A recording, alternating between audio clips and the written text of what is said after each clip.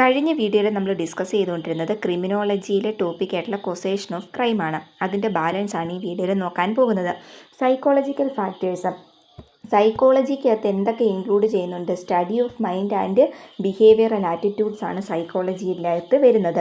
It is the study of individual characteristics. ഇവിടെ എന്ത് വരുന്നുണ്ട്?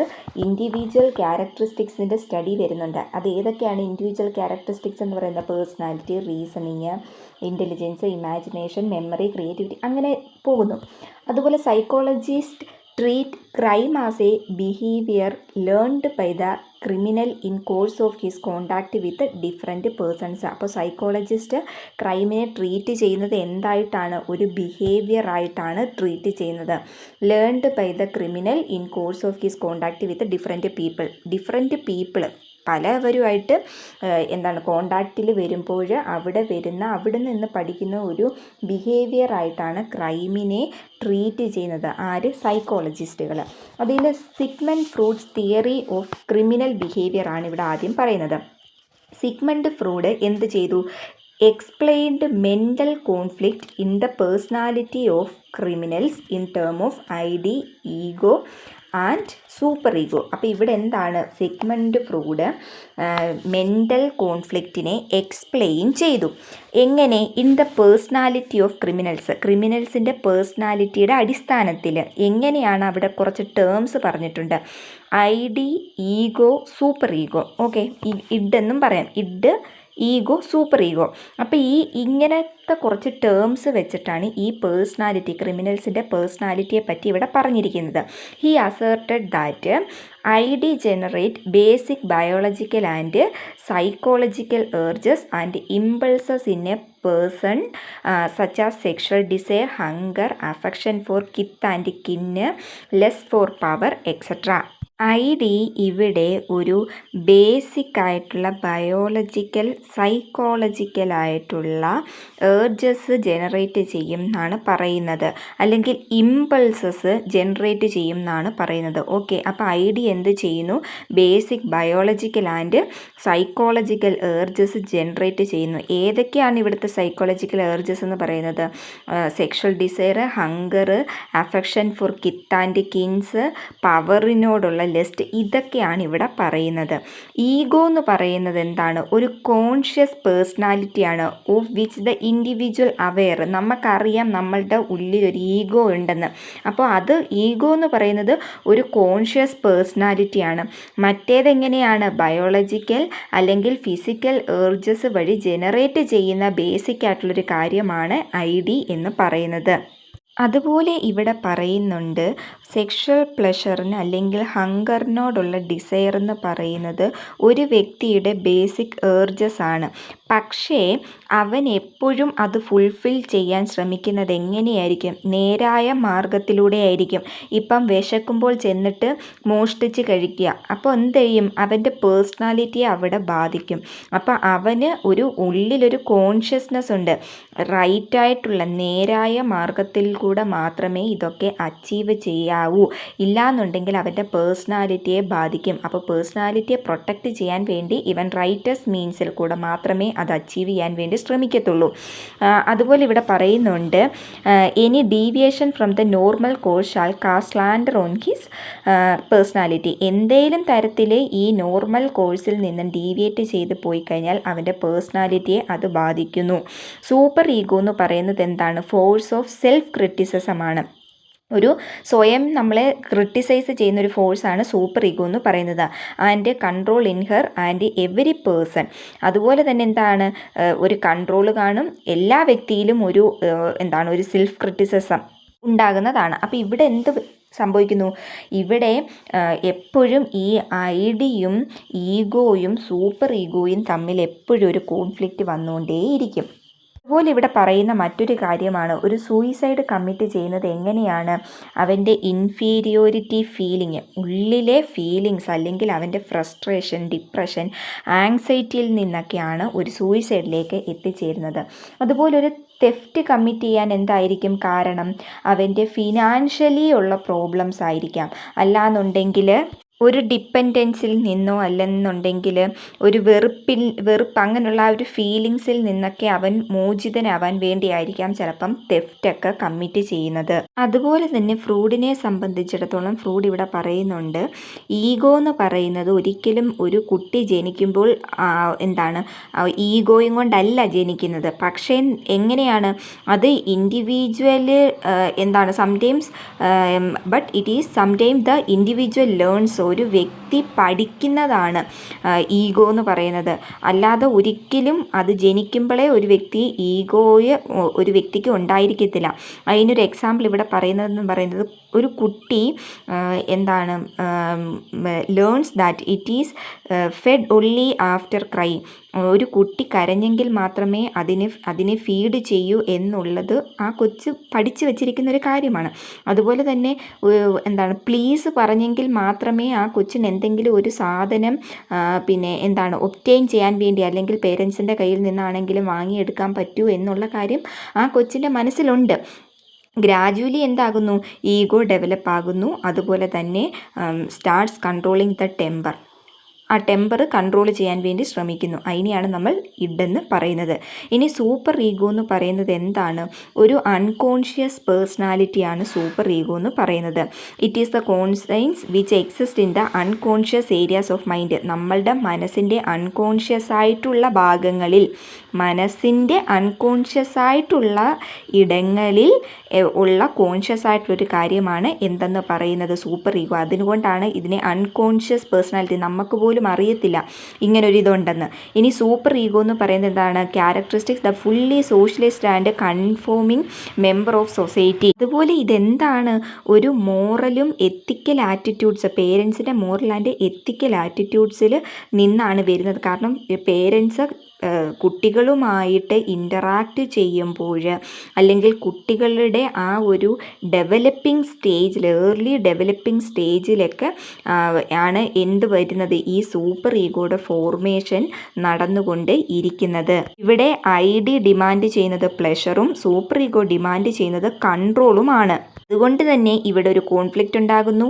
ആ കോൺഫ്ലിക്റ്റ് റിസോൾവ് ചെയ്യുക എന്നുള്ളത് ഡിഫിക്കൽട്ടായിട്ടുള്ളൊരു കാര്യവുമാണ്. അതുപോലെ തന്നെ ഈ സൂപ്പർ ഈഗോ ഡെവലപ്പ് ആകുന്നത് എങ്ങനെയാണെന്ന് ചോദിച്ചു കഴിഞ്ഞാൽ, പേരൻസിന് കുട്ടികളോട് സ്നേഹമില്ലാതിരിക്കുക, അതുപോലെ തന്നെ ഹാർഷായിട്ടുള്ള ബിഹേവിയർ, പിന്നെന്താണ് കുട്ടികളുടെ ആ ഒരു ഡെവലപ്പായി വരുന്ന സമയത്ത്, കുട്ടികളുടെ മാനസിക വളർച്ചയുടെയൊക്കെ സമയത്ത് അവർ വളർന്നു വരുന്ന ആ സമയത്ത് പേരൻസിൻ്റെ ആബ്സെൻസ് ഒക്കെ കുട്ടികളിൽ സൂപ്പർ ഈഗോ ഉണ്ടാക്കുന്നു. അതുകൊണ്ട് തന്നെ കുട്ടികൾക്ക് സോഷ്യലൈസ് ആവാൻ വേണ്ടി സാധിക്കുന്നില്ല.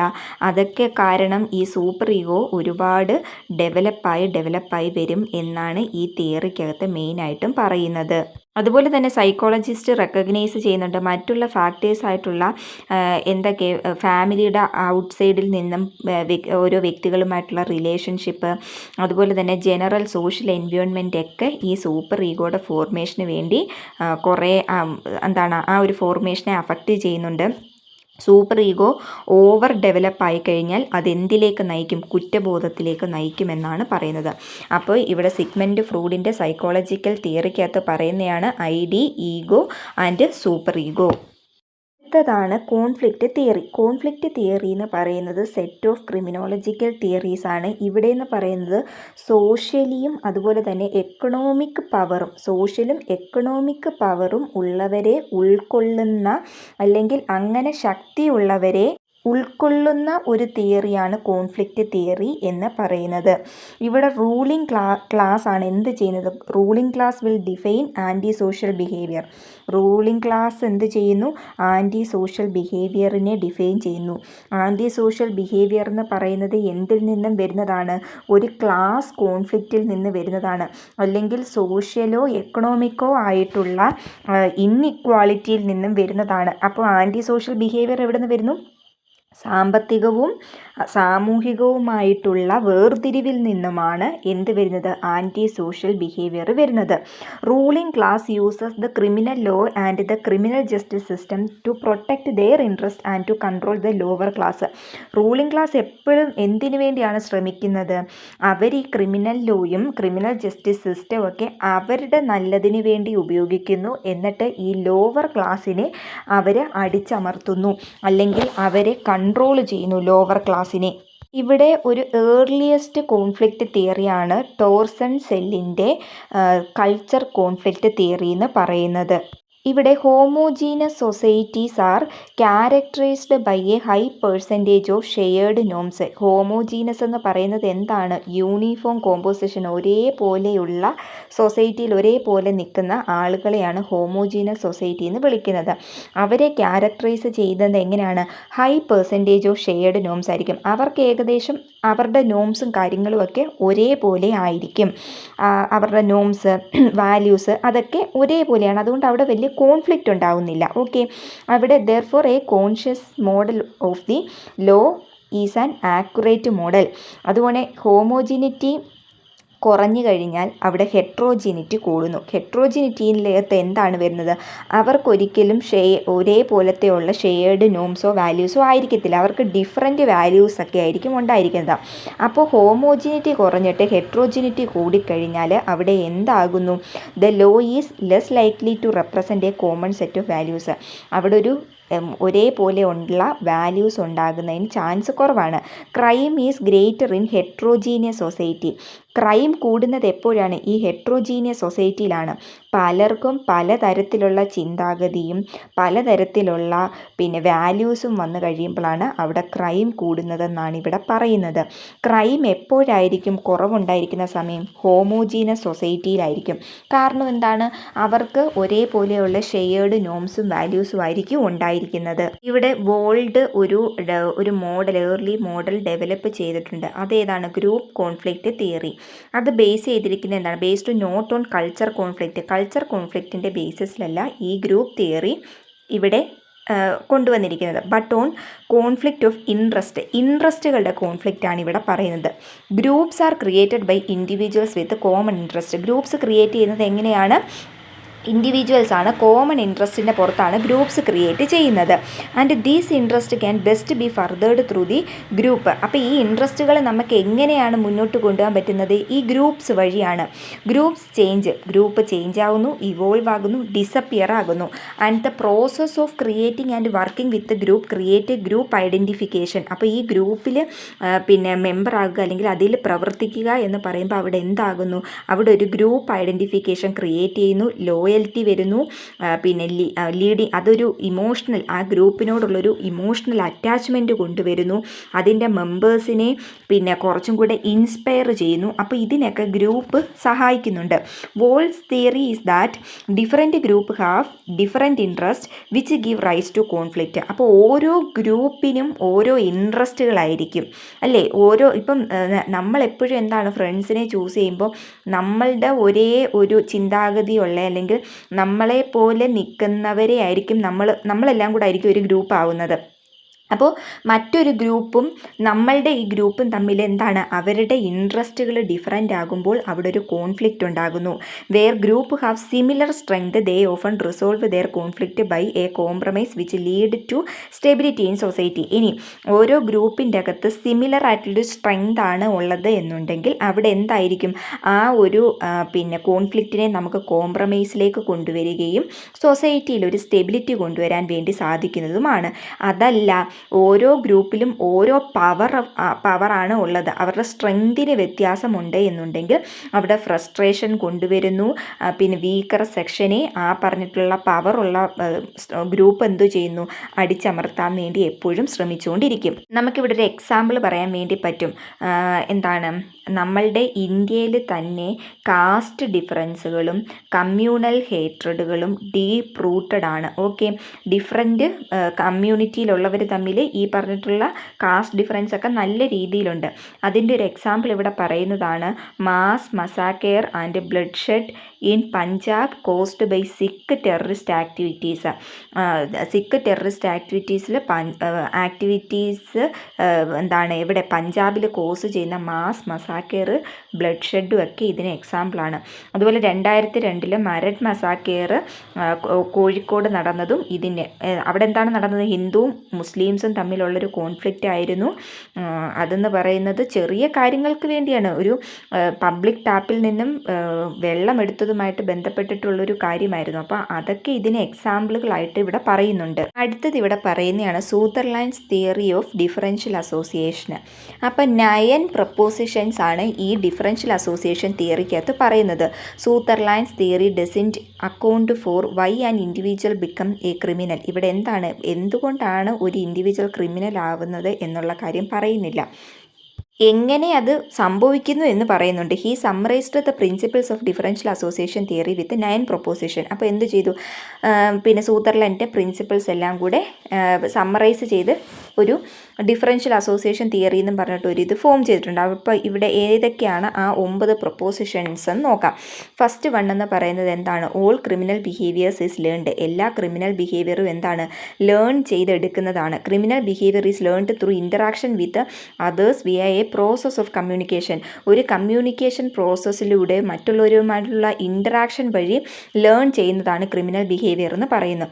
Most learning about criminal behaviour happens in imitate personal group and relationship. അപ്പോൾ ഇവിടെ എന്താണ് പറയുന്നത്, ക്രിമിനൽ ബിഹേവിയർ ഹാപ്പൻ ചെയ്യുന്നത് എന്താണ്, പേഴ്സണൽ ഗ്രൂപ്പ്സിൽ അല്ലെങ്കിൽ റിലേഷൻഷിപ്പിലുള്ളവരെ ഇമിറ്റേറ്റ് ചെയ്യാൻ ശ്രമിക്കുമ്പോഴാണ്. The process of learning criminal behaviour may include. ഈ ക്രിമിനൽ ബിഹേവിയർ ലേൺ ചെയ്യുന്ന പ്രോസസ്സിൻ്റെ അകത്ത് എന്തൊക്കെ അടങ്ങിയിട്ടുണ്ട്, learning about techniques to carry out the behaviour. ആ പിന്നെ ബിഹേവിയർ ക്യാരി ഔട്ട് ചെയ്യാനുള്ള ടെക്നിക്സ് പഠിക്കുന്നു. അതുപോലെ തന്നെ മോട്ടീവും റാഷണലൈസേഷനും ഒക്കെ നമ്മളവിടെ പഠിച്ചെടുക്കുന്നു. That would justify criminal activity. അത് എന്തിലേക്ക് നയിക്കുന്നു, ക്രിമിനൽ ആക്ടിവിറ്റിയെ നമ്മൾ ജസ്റ്റിഫൈ ചെയ്യുന്നു. അതുപോലെ and the attitudes necessary to orient an individual towards such activity. അത് അടുത്ത പോയിന്റ് പറയുന്നതാണ് എന്താണ്, direction of motives and drives toward criminal behaviour is learned through interruption of legal codes in one's geographical area as favourable or unfavourable. മോട്ടീവ്സും അതുപോലെ തന്നെ criminal ബിഹേവിയറിലേക്കുള്ള ഒരു വഴിയൊക്കെ എന്ന് പറയുന്നത് ലേൺഡ് ആണ്. അത് ചില ലീഗൽ കോഡ്സ് വഴിയൊക്കെ ആയിരിക്കും ഇൻ്റർപ്രറ്റേഷൻ അവിടെ നടത്തുന്നത്. ഒരു ജിയോഗ്രഫിക്കൽ ഏരിയയിൽ നിന്നും മറ്റൊരിടത്ത് പോകുമ്പോഴത്തേക്ക് ഫേവറബിൾ ആയിട്ടുള്ള അൺഫേവറബിൾ ആയിട്ടുള്ള ലീഗൽ കോഡ്സ് ഒക്കെ അവിടെ ഉണ്ടായിരിക്കുന്നതായിരിക്കും. When the number of favourable interpretation that support violating the law over we the unfavorable interpretation that don't, an individual will choose to become a criminal. എന്താണ് ഫേവറബിൾ ആയിട്ടുള്ള interpretation കൂടിക്കഴിയുമ്പോൾ അതെന്തിലേക്ക് support ചെയ്യുന്നു, നിയമത്തിനെ violate ചെയ്യുന്നതിനെ സപ്പോർട്ട് ചെയ്യുന്നു. The unfavourable interpretation that do not an individual will choose. എന്താണ് unfavourable ആയിട്ടുള്ള ഇൻ്റർപ്രിറ്റേഷൻസ് ഇൻഡിവിജ്വൽ എന്ത് ചെയ്യത്തില്ല, ചൂസ് ചെയ്യത്തില്ല. അപ്പോൾ എപ്പോഴും എന്താണ് ഈ ക്രിമിനൽ ബിഹേവിയർ ആയിരിക്കും മിക്കവാറും അപ്പോൾ ലാസ്റ്റ് വരുമ്പോൾ ചൂസ് ചെയ്യാൻ വേണ്ടി പോകുന്നത്. എല്ലാ ഡിഫറൻഷ്യൽ അസോസിയേഷൻസും എന്തല്ല, ഈക്വൽ അല്ല. They can vary in frequency, അതുപോലെ തന്നെ ഇൻറ്റൻസിറ്റി, പ്രയോറിറ്റി, ഡ്യൂറേഷൻ. പ്രയോറിറ്റിയും ഫ്രീക്വൻസിയും ഇൻറ്റൻസിറ്റിയും ഡ്യൂറേഷനും ഒക്കെ അനുസരിച്ച് ഈ ഡിഫറൻഷ്യൽ അസോസിയേഷന് മാറിക്കൊണ്ടേയിരിക്കുന്നതാണ്. ഇനി the process of learning criminal behaviour through interaction with others relays on the same mechanism that are used in learning about any other behaviour. മറ്റുള്ള behaviour പഠിക്കുന്നത് പോലെ തന്നെയാണ് എന്ത് ക്രിമിനൽ ബിഹേവിയറും. അതെന്തിലൂടെയാണ്, ഇൻ്ററാക്ഷൻസിലൂടെയാണ് ഇത് ഡെവലപ്പായി വരുന്നത്. ഇനി criminal behaviour could be an expression of generalised needs and values but they do not explain behaviour because non criminal behaviour expresses the same needs and value. Criminal behaviour എന്ന് പറയുന്നത് ജനറലൈസ്ഡ് നീഡ്സിനും വാല്യൂസിനും വേണ്ടിയുള്ള ഒരു എക്സ്പ്രഷനാണ്. അവിടെ എന്ത് എക്സ്പ്ലെയിൻ ചെയ്യുന്നില്ല, ഒരു ബിഹേവിയറിനെ explain ചെയ്യുന്നില്ല. Because non criminal behaviour എന്താണ് എക്സ്പ്രസ് ചെയ്യുന്നത് ഒരേ നീഡ്സും വാല്യൂസും ആയിരിക്കും എന്നാണ് ഇവിടെ പറയുന്നത്. ഇനി ഡിഫറൻഷ്യൽ അസോസിയേഷൻ തിയറി എന്ന് പറയുന്നത് takes a social and psychological approach to explain how an individual become a criminal. എങ്ങനെയാണ് ഒരു ഇൻഡിവിജ്വൽ ക്രിമിനൽ ആകുന്നത് എന്നത് കാണിക്കാൻ വേണ്ടി ഇവിടെ സോഷ്യൽ ആൻഡ് സൈക്കോളജിക്കൽ അപ്രോച്ചാണ് ഡിഫറൻഷ്യൽ അസോസിയേഷൻ തിയറിയിൽ എടുത്തിട്ടുള്ളത്. ഇത് പറയുകയാണ്, ഒരു സ്റ്റോറ് ഇൻഷുർ ചെയ്തിട്ടുണ്ട്. അപ്പോൾ ഒരാൾ ചിന്തിക്കുകയാണ്, ഞാൻ ഈ സ്റ്റോറ് സ്റ്റീൽ ചെയ്ത് കഴിഞ്ഞാൽ ഇതൊരു വിക്ടിംലെസ് ക്രൈമാണ്. അപ്പോൾ ഈ ഡെഫിനിഷൻ എന്താണ്? Can also be more general as in this ഈ ഇതെന്താണ്? Definition can also be more general. കുറച്ചും കൂടി ജനറലായിട്ട് പറയുകയാണെന്നുണ്ടെങ്കിൽ നമ്മൾ വിചാരിക്കുകയാണ് ഇതൊരു പബ്ലിക് പ്ലേസ് ആണ്, എനിക്കിവിടെ എന്ത് തോന്നിയതുപോലെയും ചെയ്യാം എന്നുള്ളൊരു വിചാരം വന്നു എന്ന് വിചാരിക്കുക. എന്ത് ചെയ്യുകയാണ്? ക്രിമിനൽ ആക്ടിവിറ്റീസിനെ മോട്ടിവേറ്റ് ചെയ്യും, ജസ്റ്റിഫൈ ചെയ്യുന്ന ഡെഫിനിഷൻസ് ആണ് ഈ പറയുന്നത്. ഓക്കെ, ഇതൊരു പബ്ലിക് പ്ലേസ് ആണ്, എനിക്ക് ഇഷ്ടമുള്ളതുപോലെ ചെയ്യാം, അല്ലെങ്കിൽ ഈ സ്റ്റോർ ഇൻഷുർ ചെയ്തിട്ടുണ്ട്, എനിക്കിത് കത്തിക്കാം, അല്ലെങ്കിൽ ഇതിൻ്റെ അകത്തൊന്ന് മോഷ്ടിക്കാം എന്നൊക്കെയുള്ളതെന്ന് പറയുന്നത് ക്രിമിനൽ ആക്ടിവിറ്റീസിനെ ജനറലൈസ് ചെയ്യുകയാണ്. ഇത് കുഴപ്പമില്ല, അല്ലെങ്കിൽ ജസ്റ്റിഫൈ ചെയ്യുന്ന പരിപാടികളാണിത്. അതേസമയം ഒരു നിയമം ചെയ്യുന്നത് എന്താണ്? ഇങ്ങനെ ചെയ്താൽ കുഴപ്പമാണ് എന്നുള്ളതാണ്, അല്ലെങ്കിൽ ഇത് സമൂഹത്തെ ഒരു പബ്ലിക് പ്ലേസ് ആണ്, ഇവിടെ നമ്മൾ വേറെ ഒരു ഇതും വരുത്തരുത്, ഇവിടെ പ്രശ്നങ്ങളൊന്നും ഉണ്ടാക്കരുത് എന്ന് വെച്ച് കഴിഞ്ഞാൽ നമ്മൾ അവിടെ ഒരു ഇമ്മോറലായിട്ടുള്ളൊരു കാര്യം ചെയ്യുന്നതിൽ നിന്ന് നമ്മൾ എന്ത് ചെയ്യും? പിന്മാറിപ്പോകും. അതുപോലെ തന്നെ ഇൻഡിവിജ്വൽസ് എന്ന് പറയുന്നത് എപ്പോഴും അവരുടെ ഫ്രണ്ട്സും ഫാമിലീസും ഒക്കെ കൊടുക്കുന്ന ആ ഒരു ഡെഫിനിഷനെ അവരുടെ മനസ്സിൽ എപ്പോഴും കാണും. അതിനെ ഇൻഫ്ലുവൻസ് ചെയ്തായിരിക്കും അവരുടെ ബിഹേവിയർ ഉണ്ടായിരിക്കുന്നത്. ഈ ഇടയായിട്ട് നമുക്ക് കാണാൻ വേണ്ടി കഴിയുന്നുണ്ട്, മീഡിയ എന്ന് പറയുന്നത് ക്രിമിനൽസിനെയൊക്കെ കുറേ റൊമാൻറ്റിസൈസ് ചെയ്യുന്നുണ്ട്. അപ്പോൾ ഇതെന്ത് ചെയ്യും? യൂത്തിലും അതുപോലെ തന്നെ ചിൽഡ്രൻ്റെയൊക്കെ മനസ്സിൽ ഒരു ഇത് കൊണ്ടുവരാം, ഓക്കെ ഇങ്ങനെ ചെയ്യുന്നത് കൊണ്ട് കുഴപ്പമില്ല. മീഡിയ കണ്ടിട്ട് ഒരുപാട് പേര് ഇൻഫ്ലുവൻസ് ആവുന്നുണ്ട്. അപ്പോൾ അങ്ങനെ എന്ത് ചെയ്യാതിരിക്കുക? കുറേ ഇൻഫ്ലുവൻസ് കൊടുക്കാതിരിക്കുക. ഇതൊക്കെയാണ് നമുക്ക് ഈ ക്രിമിനാലിറ്റിയിൽ നിന്നും കുറച്ചൊക്കെ ആളുകളെ പിന്തിരിപ്പിക്കാൻ വേണ്ടി കഴിയത്തുള്ളൂ. അപ്പോൾ ഇത്രയാണ് കൊസേഷൻ ഓഫ് ക്രൈമിൽ നമുക്ക് പഠിക്കാനുള്ള ടോപ്പിക്സ്.